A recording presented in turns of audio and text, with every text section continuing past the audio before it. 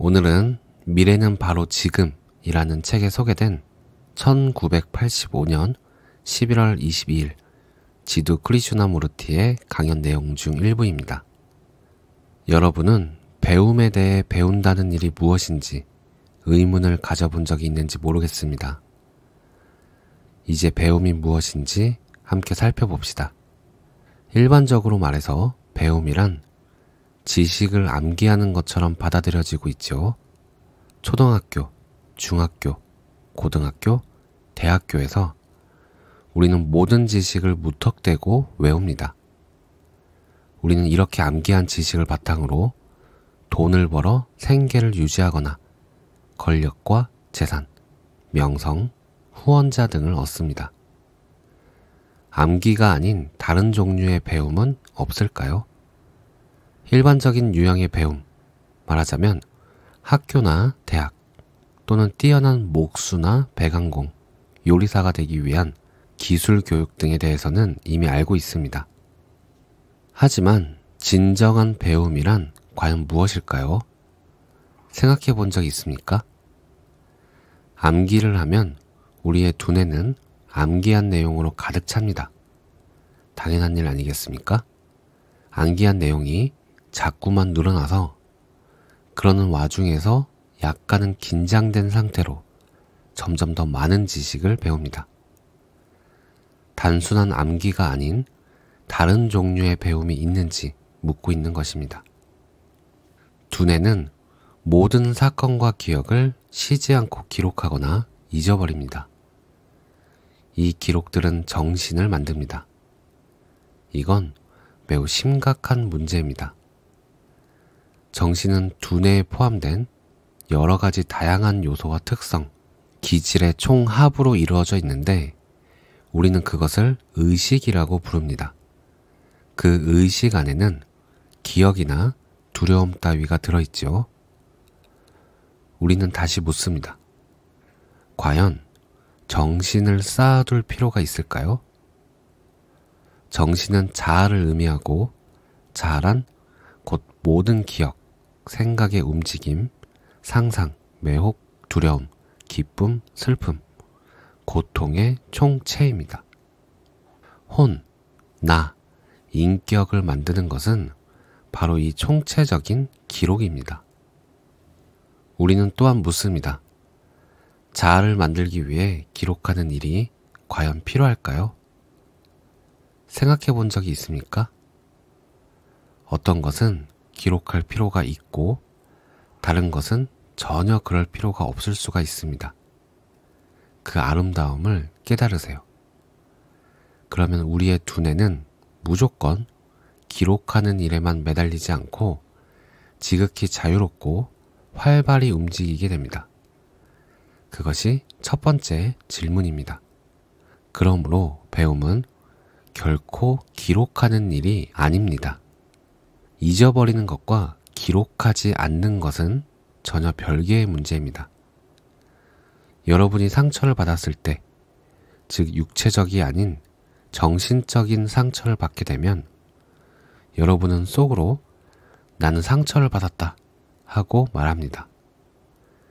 여러분은 더 이상 상처를 견딜 수가 없습니다. 이미 만신창이가 되었습니다.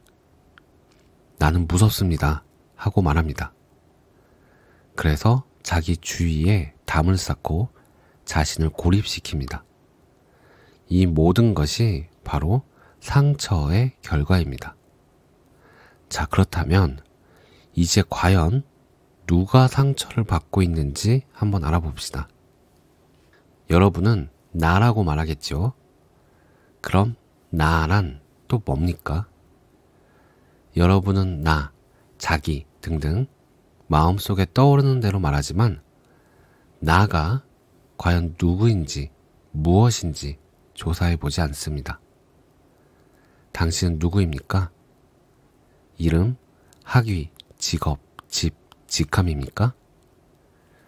이 모든 것은 당신이 스스로에 대해 만들어 놓은 이미지에 지나지 않으며 따라서 당신이 상처를 받았다고 할 때 상처를 받은 것은 바로 스스로에 대한 이미지입니다.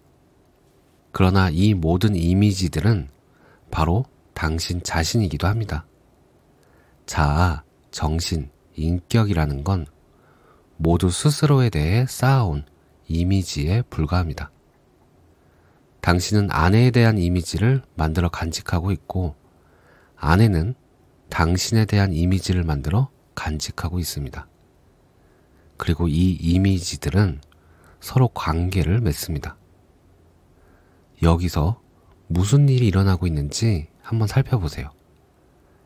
사람이 아닌 이미지끼리 맺은 관계 위에서 살아가고 있는 겁니다. 따라서 여러분은 아내나 남편, 친구를 전혀 모릅니다.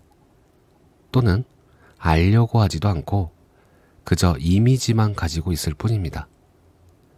다시 묻겠습니다. 단 하나의 이미지도 가지지 않은 채로 살아갈 수 있겠습니까? 그 뜻에 담긴 아름다움과 자유로움을 느껴보세요. 우리는 삶에 쏟아붓는 이 모든 수고로움에 까닭에 대하여 함께 이야기를 나누어야 합니다. 왜 우리는 이다지도 엄청난 노력을 들여서 무언가를 해야 하는 겁니까? 명상하고 살고 싸우고 상대방과 전쟁을 하며 나온 의견에 반대 의견을 내놓고 남의 판단을 공격하며 서로의 시비를 가지려고 지대한 노력을 경주하고 있습니다. 무엇 때문입니까? 돈, 가족, 애정, 혹은 누군가에게서 사랑을 받아야만 한다는 막연한 생각? 그 질문을 할 때 여러분은 사랑이 무엇인지를 물어보아야 합니다. 사랑은 노력입니까? 나는 당신을 사랑해야 하니까 그런 목표를 위하여 노력을 기울인다고 할 때 그런 것이 사랑입니까?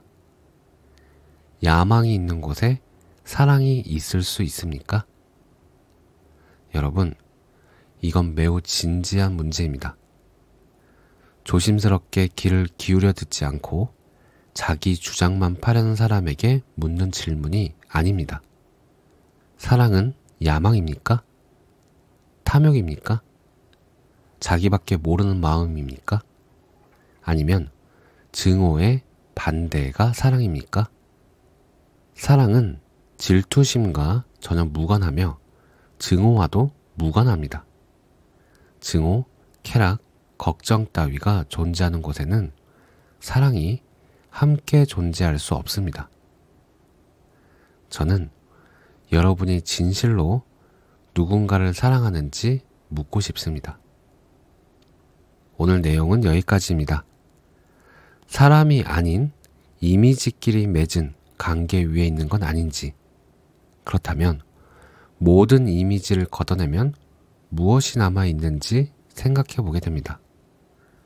물론 이미지 게임이 재미나긴 하지요. 오늘도 감사합니다. 사랑합니다.